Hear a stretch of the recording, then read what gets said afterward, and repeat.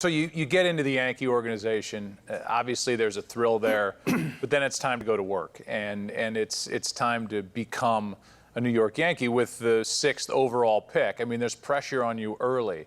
What were some of the goals you laid out for yourself when you got into the Yankee organization?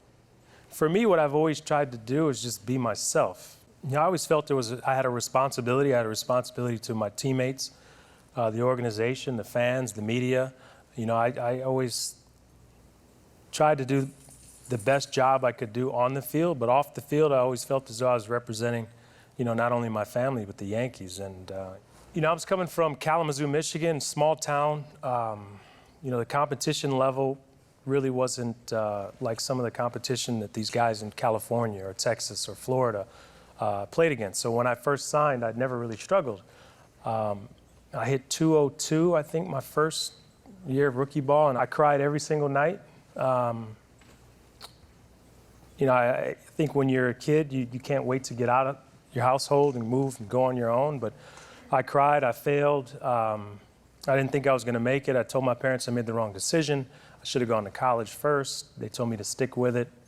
You know, I took classes at University of Michigan my first off season. I really got acclimated with being away from home, and I think that helped, but yeah, I struggled quite a bit.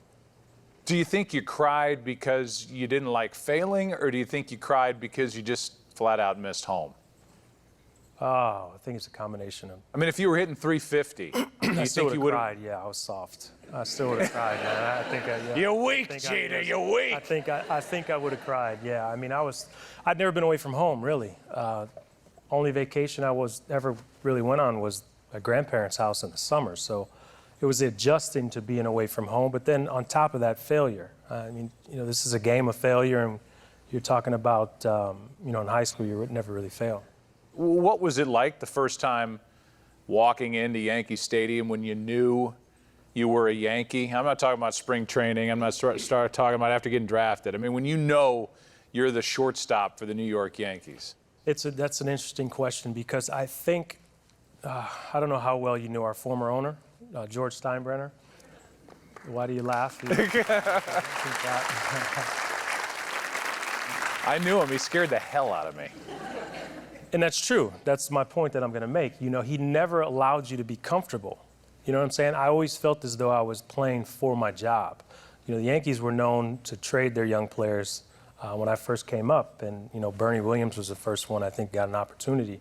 And I was just scared to death I was always going to lose my job. So I always played every game like I was fighting for my job up until my last game. And I think you have to have that mindset. From the manager, Joe Torre, to those players that were around you. I mean, what an unbelievable cross-section of people coming together and greatness being born again in the Bronx. I mean, you landed in the perfect spot. I did. You know, you know, I think it starts at the top, and we talked about Mr. Steinbrenner. Mr. Torre is, you know, to me, he's like a second father. You know, he gave me an opportunity to play. He gave me an opportunity to fail. I was his son. We have a great relationship to this day. But, you know, I've learned so much from Mr. T. You know, the way he's able to deal with people, I'm sure you've dealt with him quite a bit. You know, his ability to treat everyone fairly. You know, you always hear the old phrase, you treat everyone the same, but you don't treat everyone the same. You treat everyone fairly. But you have to get to know personalities. And he was the ultimate at getting to know people's personalities. And, you know, it started with him, and then we had a great group of players that cared about only one thing, and that was winning, which you don't see a lot of nowadays because it's sort of a different generation, and we can talk about that later, or that might be another show. But we're happy to have you back. I'm just going to throw that out now. But we only cared about winning, and no one really cared about who the hero was.